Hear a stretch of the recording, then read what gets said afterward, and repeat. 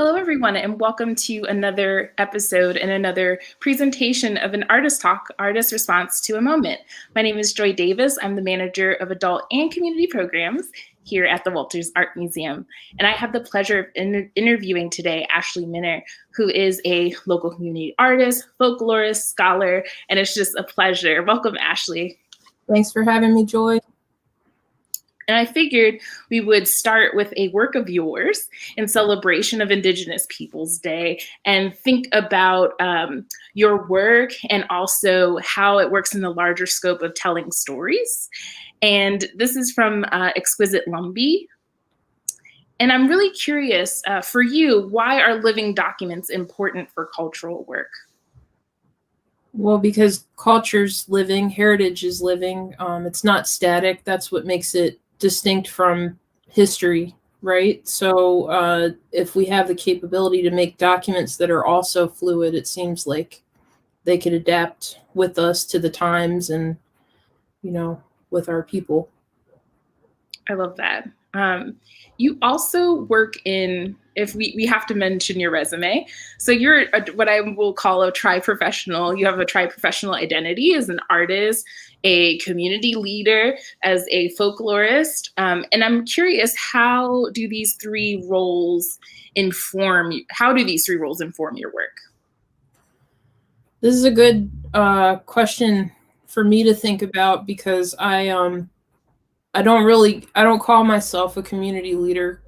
Sometimes people call me a community leader, and I only call myself a folklorist occasionally because that job title doesn't do me a lot of favors in community.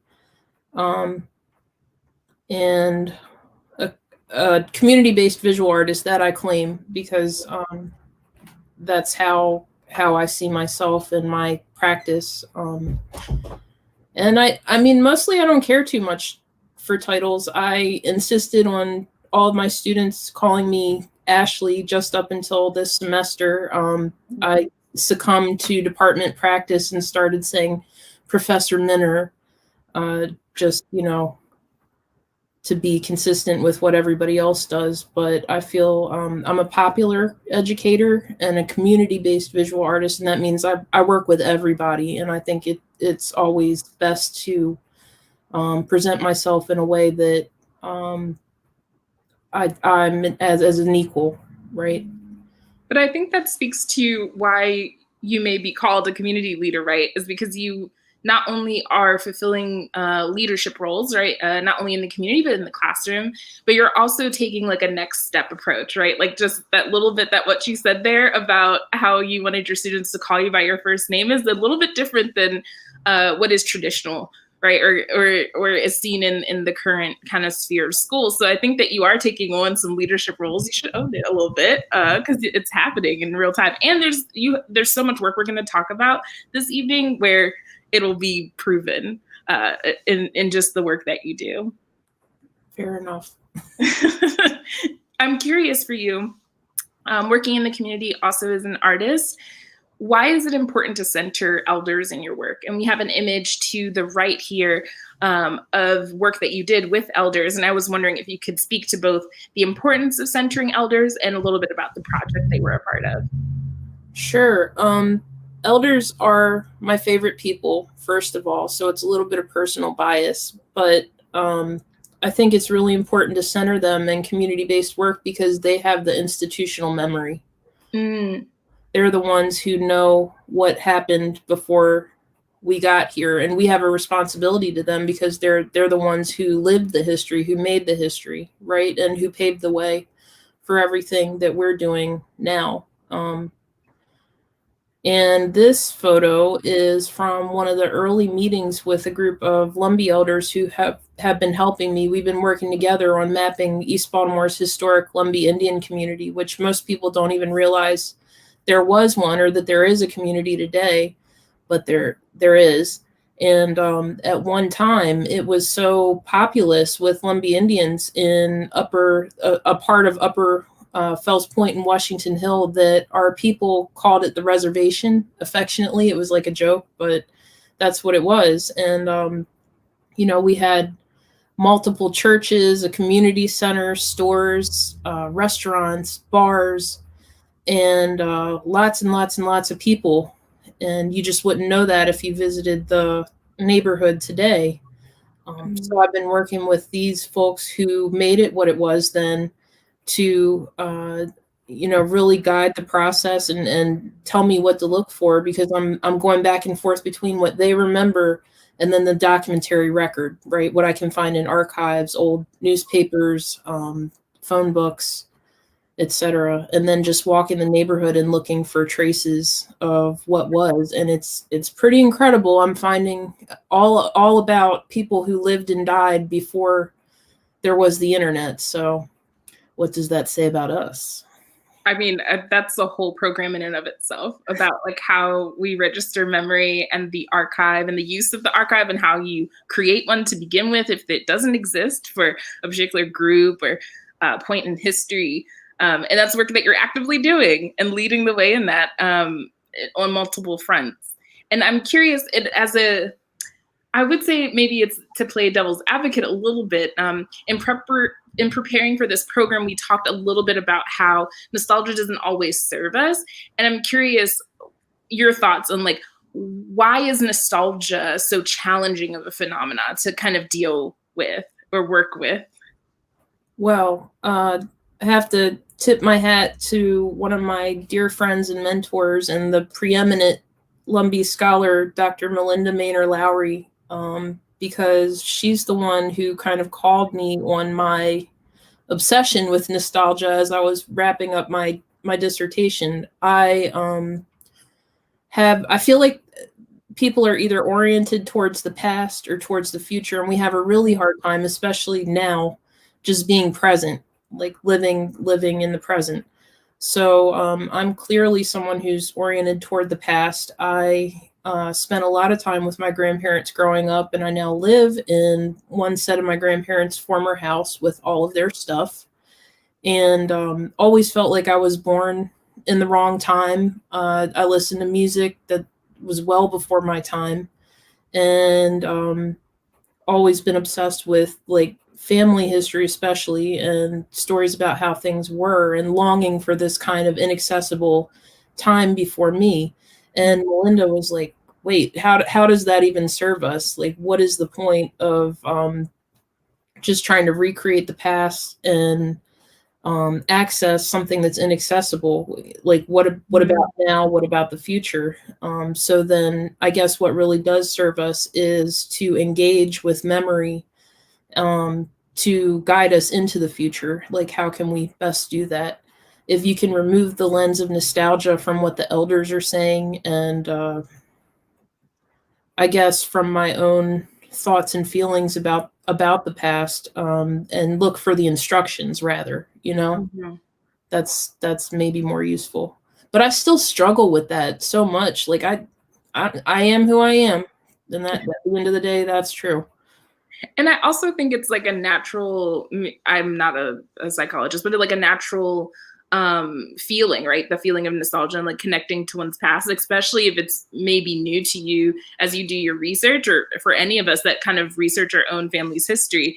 So, but I really love that really great nugget of information about like questioning it, though. I think that's quite remarkable for all of us to kind of like digest and think about as we like absorb or take in information along our journey as people. I think it'll definitely stick with me. I mean, it has going forward, and she laid that one on me quite late in the game when I was trying to finish up my dissertation. I was like, oh no, what am I doing with my life? Not just the dissertation. So that is a very interesting time to put kind of that existential nugget in someone's and plant that seed. Right. Can you tell us a little bit, as it relates to nostalgia, but also your work, can you talk a little bit about hardworking pilgrims, Lumbee Indians, and this particular event that we're seeing is from the Baltimore City Museum of Industry? Sure. So this exhibition grew out of my first master's thesis project, and it was called Lumbee Legends, And this was kind of like my foray into the field of folklore, but I didn't know that. Um, Dr. Elaine F., who's a former Baltimore City folklorist and a founder of Maryland Traditions, which is our state folk life program, she visited our class at MICA and taught us how to record oral history interviews. And then she gave us a homework assignment. We were supposed to go out and record a 5-minute oral history, bring it back, and share it with the class. And I went to visit my Uncle John, who was one of my most very favorite people in the world. He's now among the ancestors. He's in the photo here on the right in that shiny gray jacket. And he told like the best story ever. I didn't have to do very much to it. And I brought it back to school, and this is art school. And Uncle John had told a story about being a truck driver and driving across the U.S. South and getting saved, as in becoming a Christian in the process.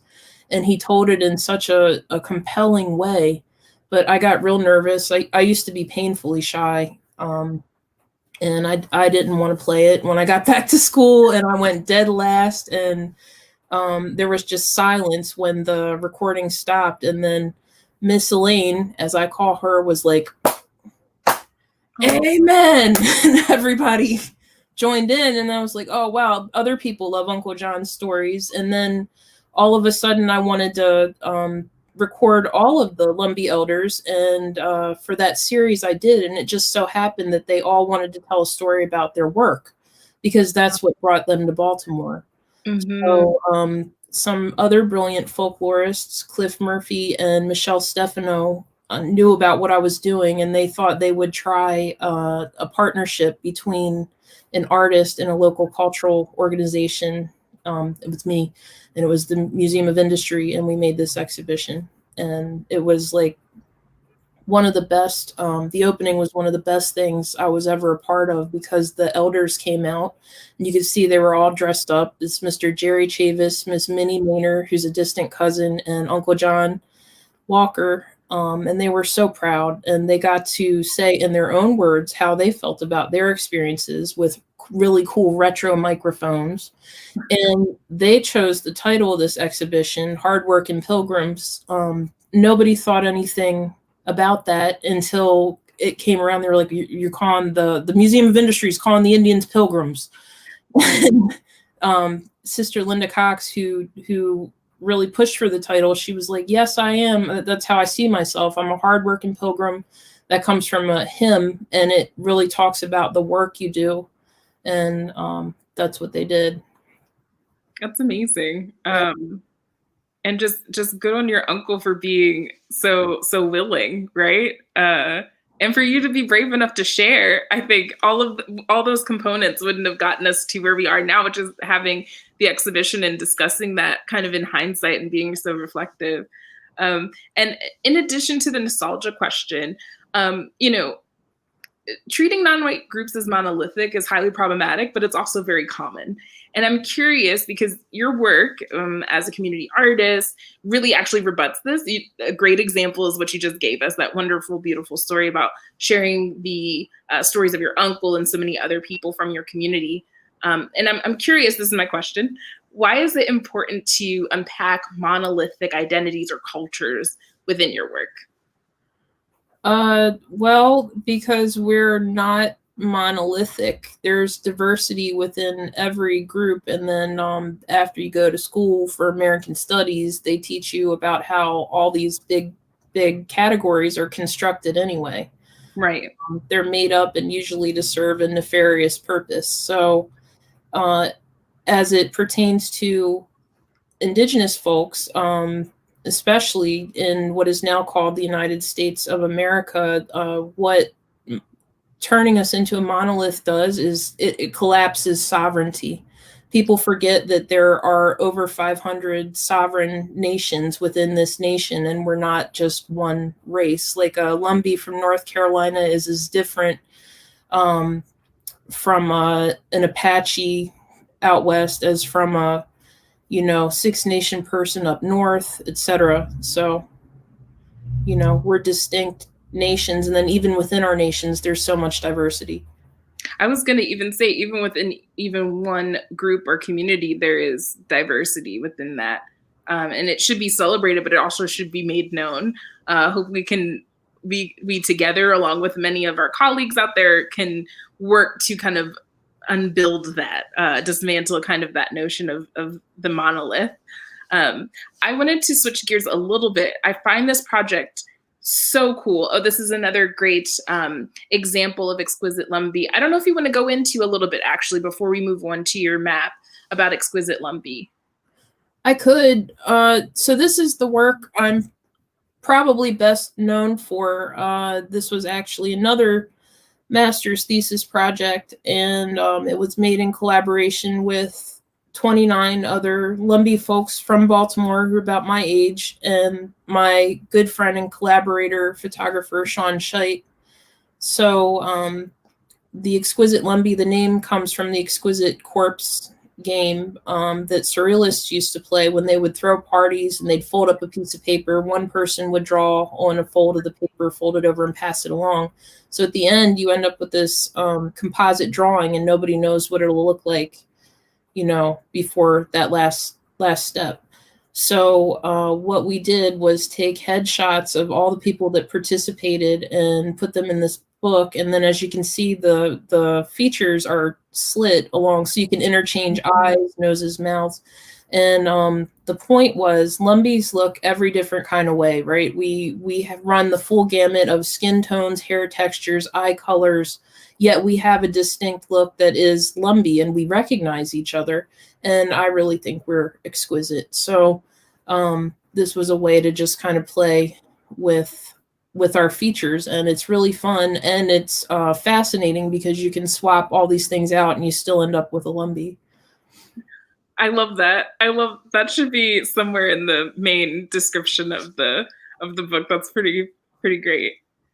Okay, the map project. And I see that we here, it's the Historic Lumbee Indian Community of East Baltimore map. If you could tell us a little bit about this and what we're seeing here.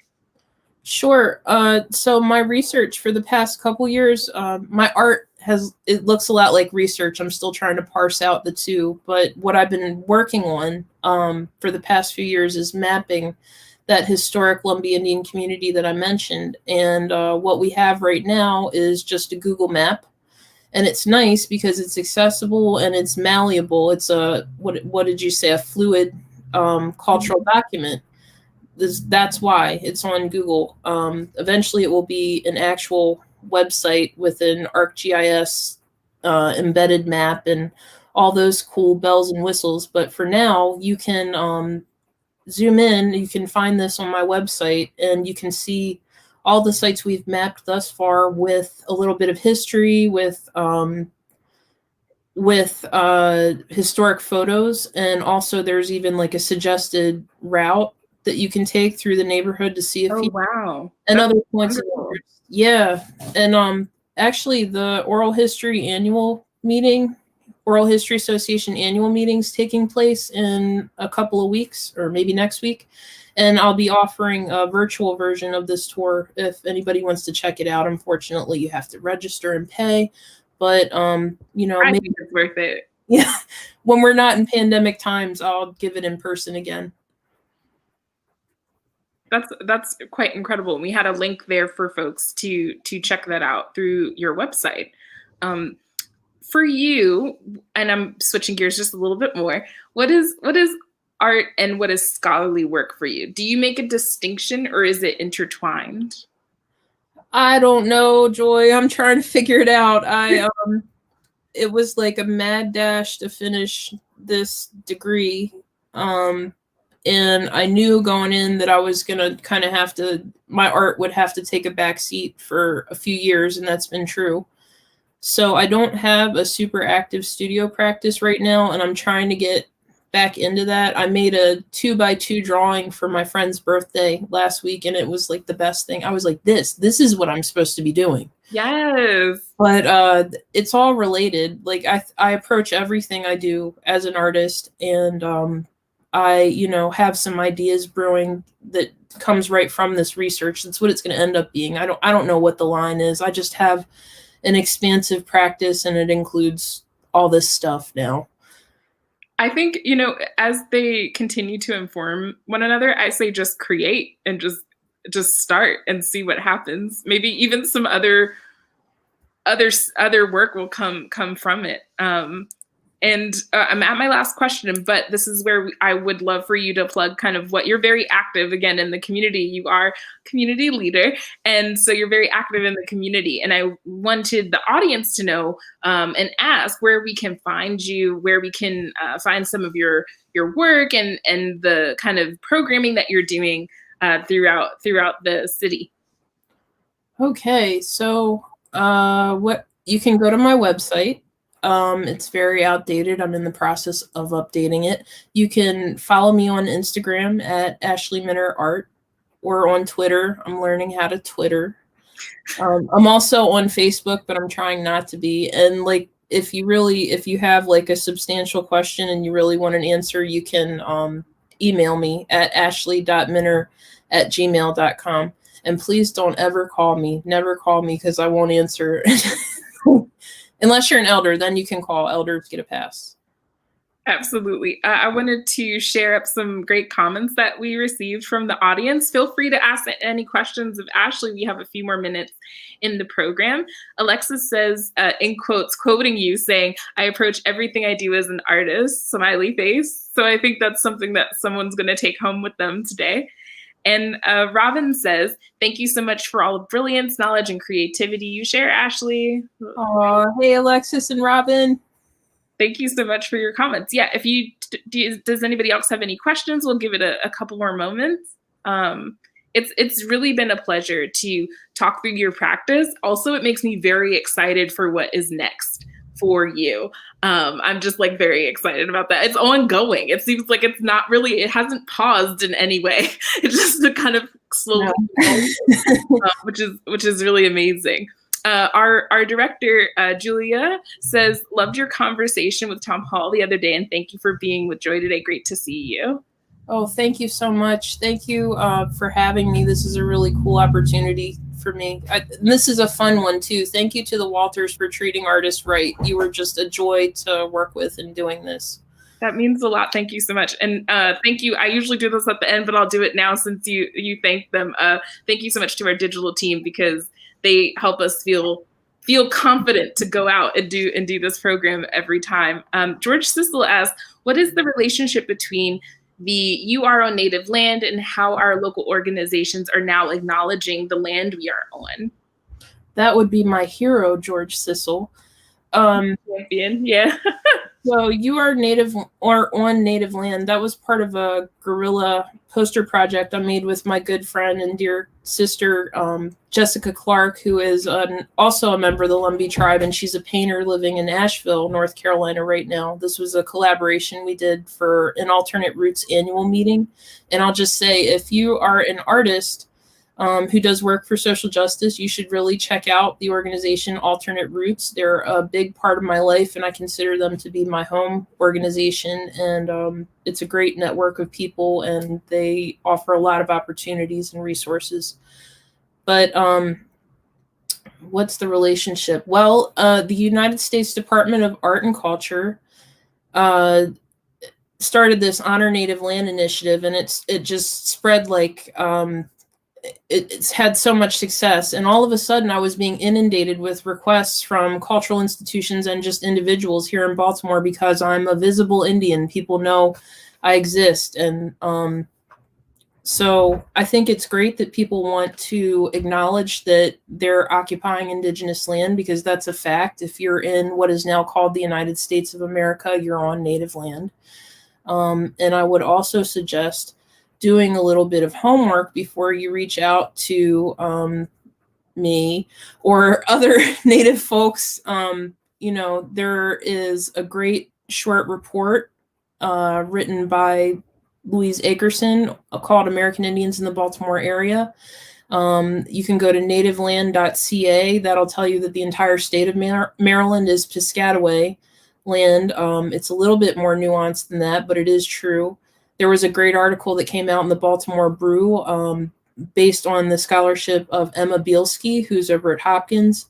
where they recently recovered the treaty document from the Maryland State Archives, whereby what would become Maryland, the land was ceded actually not by the Piscataway, but by the Susquehannock people, the land that would become Baltimore, pardon.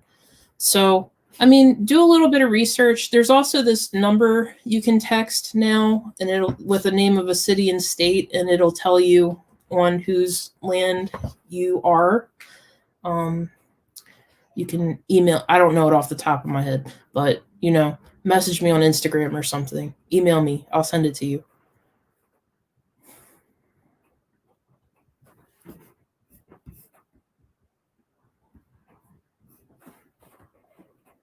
Sorry, Joy, I can't. Oh, yeah. Sorry about that. George, thank you for that question. Robin has a question that maybe is a little more a practical application for the map, I think is maybe the best way to describe it. It's two questions here. And they ask, can you share a bit more if there are future ideas for the map project, ways it can be used for further education, exhibitions, etc.?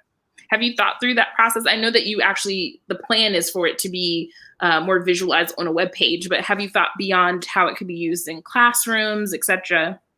I don't know if I got to the classroom application stage, but what's planned thus far is working with a brilliant design team, Julia Evans and Bob Cronin, and Bob is actually going to illustrate buildings that no longer exist, because a lot of the places Lumbee's had were just leveled through urban renewal.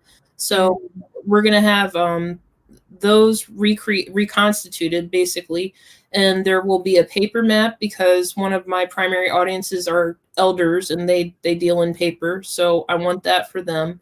There's going to be the website with the ArcGIS mapping based on some work that my good friends Will Isom down in East Tennessee and Devin Kelly have been doing to map disappeared Black communities in Appalachia. You should check out Black in Appalachia because they're badass. And, you know, through story mapping and digital humanities, which I'm learning with my good friend and colleague Sarah Fouts, like you can show a place through time, and not only through mapping, but with, you know, including your historic articles, which you find in the archives, people's photos. It's really impressive what you can do. If Robin has more ideas for how I could share it in classrooms and just like keep it going, I hope they reach out to me. Yes, we always want to support the Indigenous folk that are doing this work. It's already so much labor to begin with. We didn't even get into labor in this talk. That's like a whole other conversation. But yeah, thank you so much, Robin, for those questions. And again, that just makes me so excited for what's to come, and kind of how you're just like an evolving human that that gets to do so much work, and we get to experience your work also, which is pretty great. I do want to make a nod to a colleague of ours, Nicole King, in the chat, who has a really long paragraph. I won't read all of it, but they said that they love, Nicole said she loves the talk, and I just want to give her a nod because we both know her and she's great. And it's so nice to see so many colleagues in the room and so much support. I don't know if you have anything else to end on. I think that closes out our questions. I don't see any more. I do. This is my new shirt from Yellowtail. It was a collaboration between Be Yellowtail and Stephen Paul Judd, two Native fashion designers. And I just want to remind everybody that voting is sacred, and Natives vote. And it's the last day to register to vote in the state of Maryland. So if you're not registered, you need to get on that. Yes, absolutely. Depends on it. Absolutely. That's a great way to end. Again, I want to thank you, Ashley, for being here. I want to thank the digital team. Without this wouldn't be possible. And I want to thank you, the audience. Again, it's so great to see colleagues in the room and just so many people enthusiastic about this talk. And we will see you in the next program. Bye for now. Bye, Ashley. Bye.